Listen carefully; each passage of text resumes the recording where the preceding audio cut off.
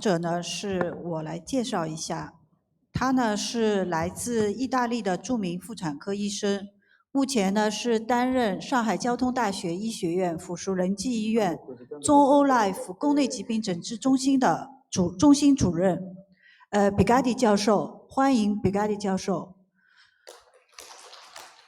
Bigatti 教授呢是长期在这个妇科宫腔镜领域是很有作为的，他是世界著名的这个宫腔镜的这个专家。他呢大家都知道，他发明了这个 IBS， 就是IBS 的这个宫腔镜的手术系统他是发明。目前呢，其实在我们中心开展了大量的 IBS 运用于宫内疾病的诊治，它的确有很大的优势。那么下面呢，我们欢迎 Bigatti 教授今天给我们带来的内容是宫腔镜在复发性流产中的应用。Welcome. Thank you, Shidwin. Shidwin is one of my 4 doctors that work in the center in Shanghai. So I want to say thanks to Professor Zhao Aimin for this kind invitation. And I must say that this is my 5th year in Shanghai. I will try to speak slowly. So unfortunately, I cannot speak Chinese. I only know Tanjahao, which nobody understands usually. Okay, so the title of my presentation is Application of Hysteroscopy in Repeated Abortion. And I think it's a very important topic because especially in our center at Renji Hospital, the people come to our center, they do hysteroscopy, Shidwin does a correction of dysmorphic uterus, they go home and they become pregnant. So the center is becoming more popular because of this reason. Okay, so just a moment.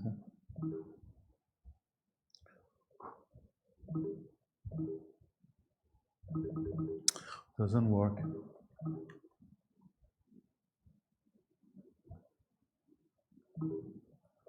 No way.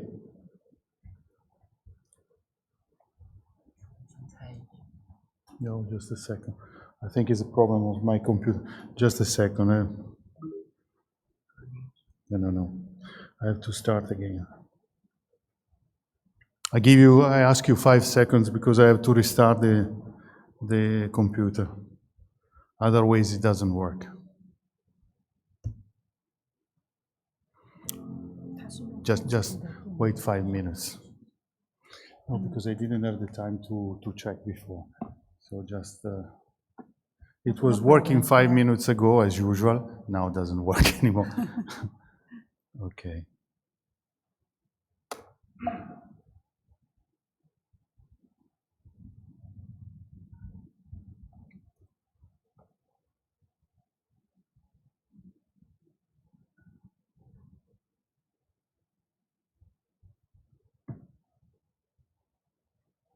Just a second, be patient.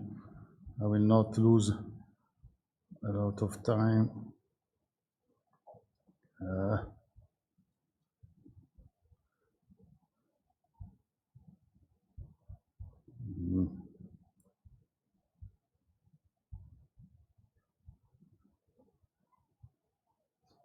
Ok. Documenti, congressi 2023, Shanghai. This is the presentation. I don't know what happens, but it was working 5 minutes ago.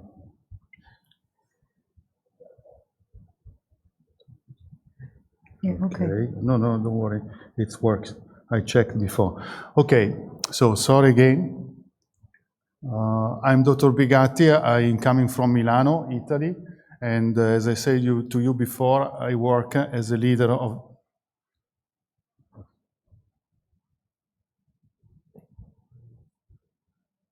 There's not anymore?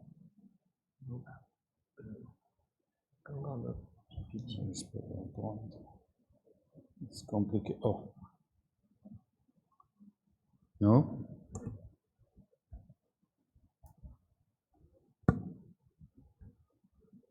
No? Just a second. Now it's not me. Impostazione di sistema. 有的那边 投屏到哪？ Schermi.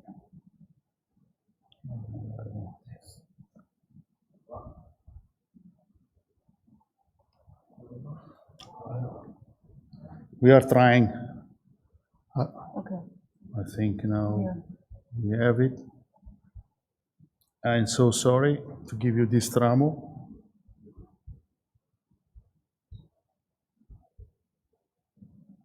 Okay. Okay.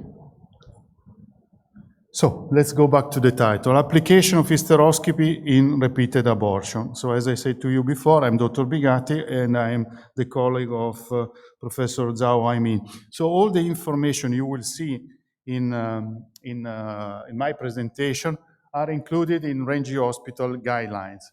So this book is a picture of our center at Renji Hospital and is given for free by BioRegen company.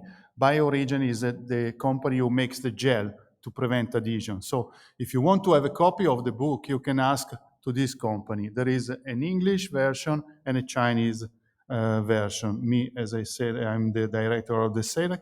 Why it's important hysteroscopy for repeated abortion? You know, the uterine malformation, the incidence in the general population is 6.7%.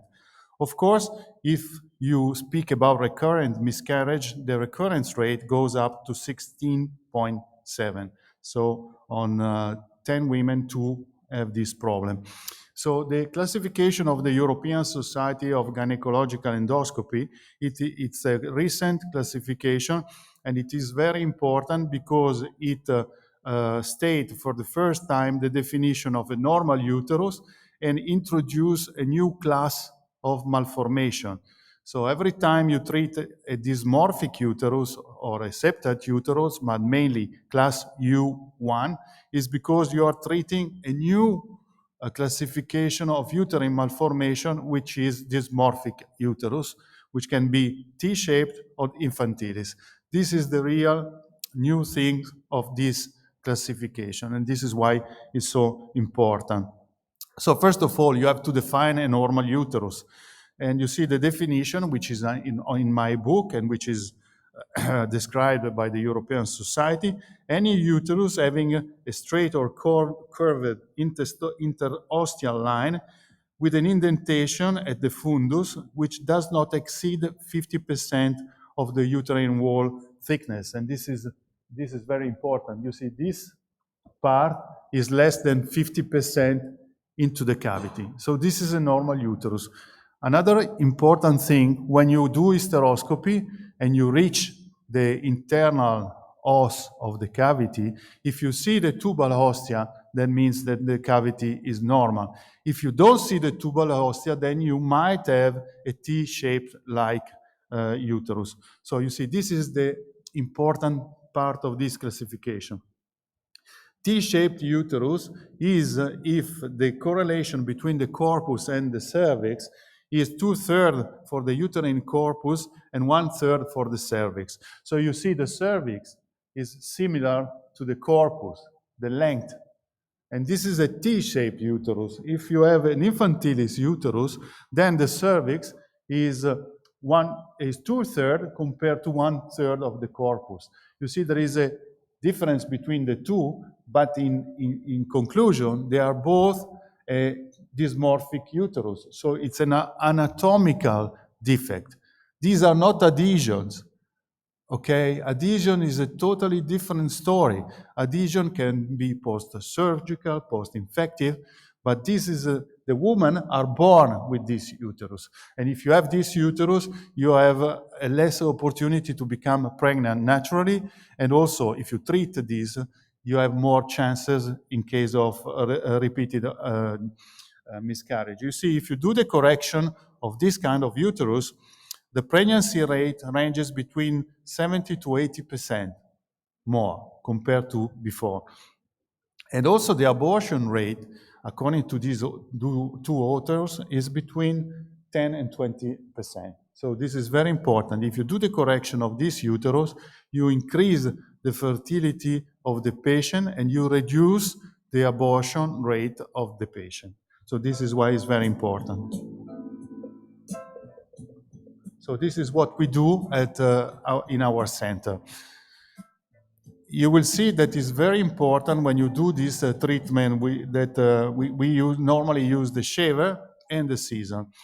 To correct a dysmorphic uterus, you need to cut. You need to use the scissor. But what is nice by having the shaver, in this case, there is an adhesion. So you see, this is an adhesion. This is not a septum. So it's something created by DNC or by infection. So we remove first the adhesion, and then we use a scissor to correct the dysmorphic uterus.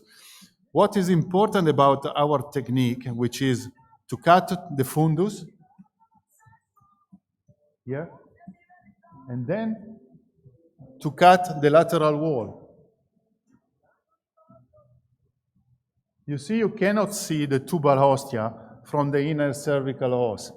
So you start cutting from here. What is important that you rotate the instrument so that you cut exactly at 3 o'clock. If you cut at 3 o'clock, you open, and then at 9 o'clock. This part is more difficult because you have to angle the instrument a lot to reach this level. But if you cut like this is the correct way. And what is nice about the shaver, that you can use the shaver after cutting and to remove the fibrotic tissue. So the cavity stays open much more. Okay. And this is the real advantage, which is the limitation of this T-shaped uterus. All the studies are made on retrospective cohort studies. So they do the cutting and they see after 1 year which was the abortion rate or the pregnancy rate. But they just look back. And second, they are mainly a retrospective observational study. What is missing is the absence of an untreated control group. So there is no comparison. So if you do a study, you only can see which is the rate of abortion, which is the pregnancy rate, but you cannot see if you have a group with no treatment. This is I proposed to Zhao many times. You should do a group with no treatment, just do the medical treatment, and another group in which you do the cutting and you enlarge the cavity. And then you can see. It better would be to make a randomized control study so you can follow these patients in the time. But the problem is that you never have a control group. So we can say that the pregnancy rate is 80%. We can say that the abortion rate, the miscarriage rate is less, but we cannot say if this difference is significant compared doing nothing. This is the problem.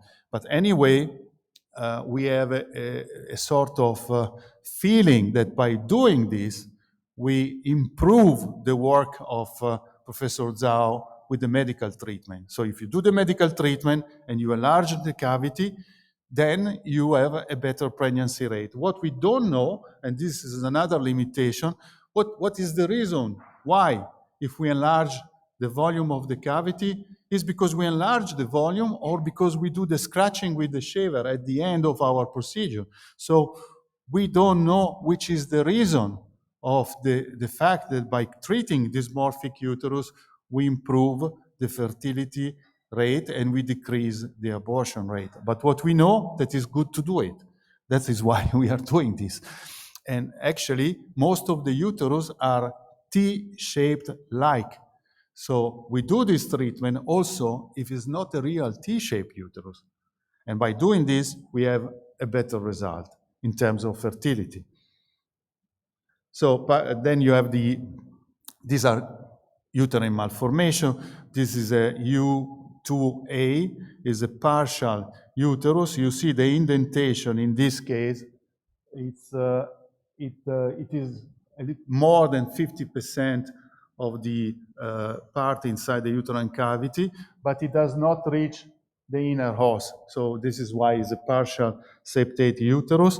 You see, this is it doesn't reach the proximal part of the cervix, a complete septate uterus is class U2B, and you see the indentation is more than 50% of the corpus, and it reaches the inner cervical os. So this is a complete septum.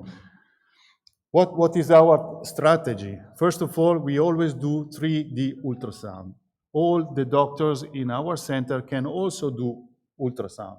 We don't call a lady, specific lady to do ultrasound. We do ultrasound ourselves, and we do 3D ultrasound because we have two 3D machines in our center. Then, if we suspect that there is a septum, we confirm by diagnostic hysteroscopy because it's always better to do it. And then we do the operation. There are several possibilities. You can use the trophy scope, which is a very tiny scope, and the 5 French scissor, which are very small, or you can use the shaver. And now there are 3 shavers. You have 3 possibilities. Unfortunately, in China, you can only use the 24. You can only use the big shaver with big scissor. We don't have the 19 and the 15. Or you can use the bipolar receptoscope. Of course, if you use the shaver, it's better because you are not using electricity. You cut, it's mechanical, so you don't heat inside the cavity. If you use the receptoscope, you heat because there is electricity. So it is always better, mechanical energy is always better for adhesions compared to electricity. And then we do the follow-up, 3 months, we repeat transvaginal ultrasound, and we do trophy scope or 5 French scissor if there is a recurrence rate. But if you want to cut down the recurrence rate of your work, you have to use the scissor, the shaver, and put the gel. So if you do like this, the recurrence rate is very low. Don't put an IUD. Any IUD is no more. Okay, these are just 2 cases. This is a partial septum.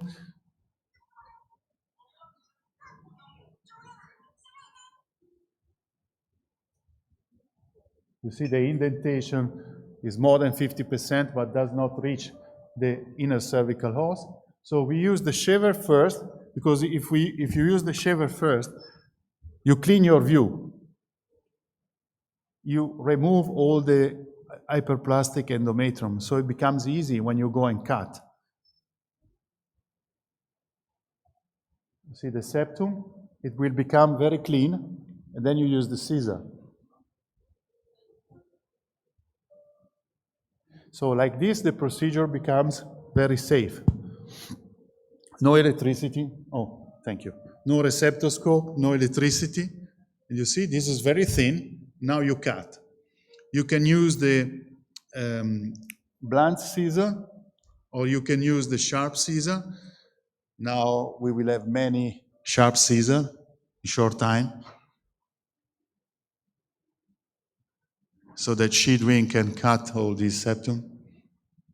No smile, nothing. Okay. If you use this scissor, they are a little bit safer than the sharp scissor, because. But if you are a trained hysteroscopy, you prefer to use the sharp scissor because you go faster. And you have to always to see the tubal ostia, to have under view the tubal ostia. This is also not only a septum, but you can see that it's also a dysmorphic uterus. You cannot see the tubal ostia from this point. So better would be also to cut here, and you see that you reuse the shaver to remove the remaining portion of the septum. And this, if you do like this, you reduce the recurrence rate of this procedure. What is disappointing and also when you use the shaver, you should also reduce the suction, because if you keep a strong suction, then the bleeding will be more, and you might lose your view. But you see, the technique is very clean, and you put the gel, and the recurrence rate of this septum will be very low. Before, I was just cutting or using the receptoscope, and when I looked a second time, I always had a recurrence. Since we use the shaver, the recurrence rate is much lower. I mean, until now, when we did this procedure, we never As the second look, it was completely, the cavity was completely clean. You see, this 3D ultrasound is made in the center, so we made the 3D ourselves. You see that the septum reached the inner cervical host. You cannot even see, you see, this is with trophyscope. So you see, with trophyscope, you cannot distend the cavity, and also the endometrium is very thick. So if you go with a tiny scissor, it will be very difficult. You can, but it's much more difficult. So with the shaver, you clean your view, and then you cut. The length of this septum is much more than the previous one. And if you also, in the case regarding septum, you can compare the same discussion I did to you before regarding T-shaped uterus. Also, there is a lack of randomized control study, so you don't know whether you treat or you don't treat, which is the success rate. But of course, until now, the best, if you have a repeated abortion and you find a septum, then it's clear that you have to remove the septum, because this is the reason why you have this recurrent abortion. See, after cleaning, we clean this side, now you clean this side, so you remove all the overgrowth endometrium, and by doing this, the cutting becomes really very easy. And also the distension, which is offered by the shaver optics is really excellent. Of course, if you could use the 19 French shaver or even the 15, it would be really fantastic to treat the septum. 15 means only 5 millimeter. Now the 24, it's 8 millimeter. So it's 3 millimeter less, but it's still not on the market in China. So you can only use the big one. You see, now the two cavities are very clean. You can use the scissor. I don't know if you will see now, we start with the blunt scissor, and because my doctor broke the blunt scissor, we are now using the sharp scissor. So you can see how easy it is to break the scissor. Just by two cuts and they were broken.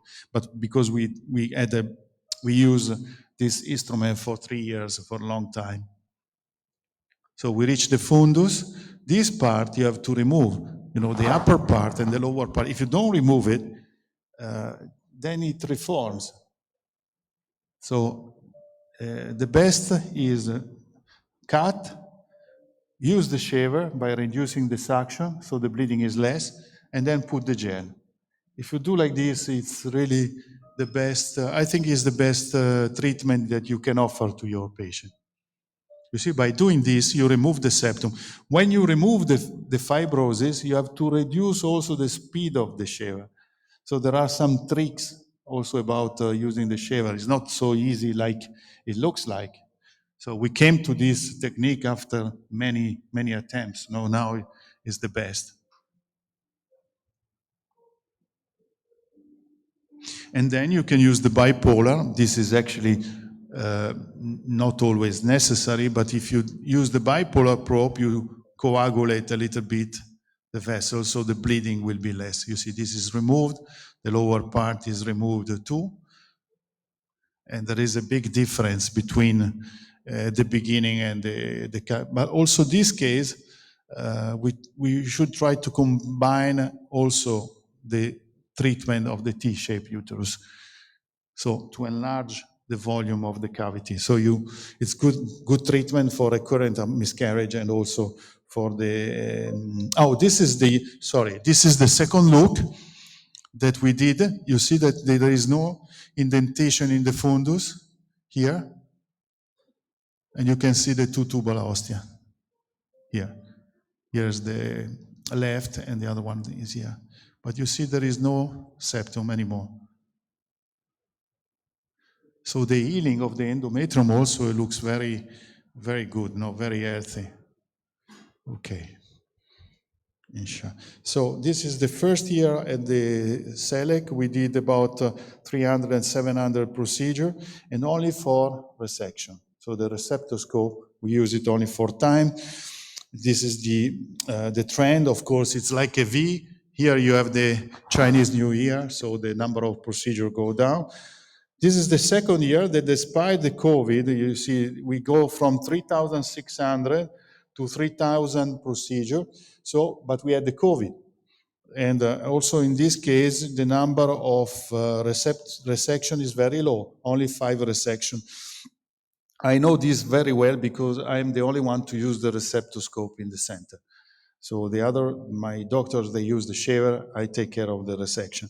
And you see that this is the COVID period in which we had no cases at all.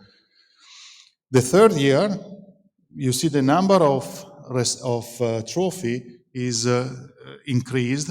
We go to 2,232 and only 3 resections. So this year will be more, even more than last year. So you see in total, in 3 years, we did about 11,000 procedures. Probably this for China is not a big number compared to, but compared to the Italian or the European standard, to do in 3 years 11,000 procedures is really incredible. And the number of resection is very low, so we always use. Also the complication rate, which I don't show you, but it's very, very low. We had only 2 severe complications in 3 years, which is also extremely good, you see, because you're not using electricity, and also the fluid overload is less than before because we are much faster compared to normal resection. So the result to me is really impressive.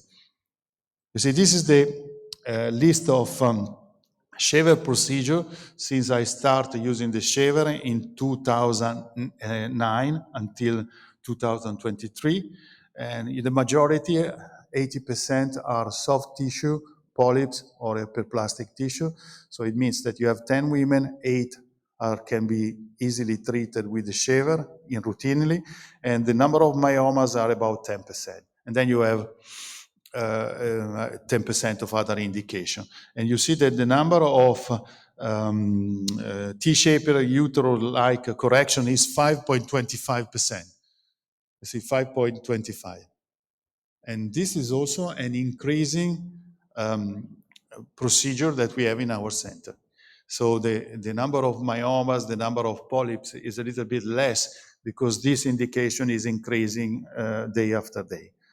So if you want to look and see more video regarding the shaver, you can look on Facebook, on YouTube, which are not allowed in China, but on WeChat you can scan the QR code. There are more than, I think, 50 or 60 videos which I publish on Bigatti 62. So there are many videos, all made by the doctors of my center.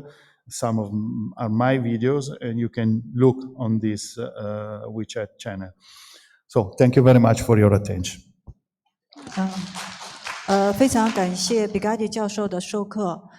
他其实呢就把我们中心的2个特点，一个呢是诊断性的宫腔镜，还有一个呢是用冷刀，IBS 系统加冷的那个。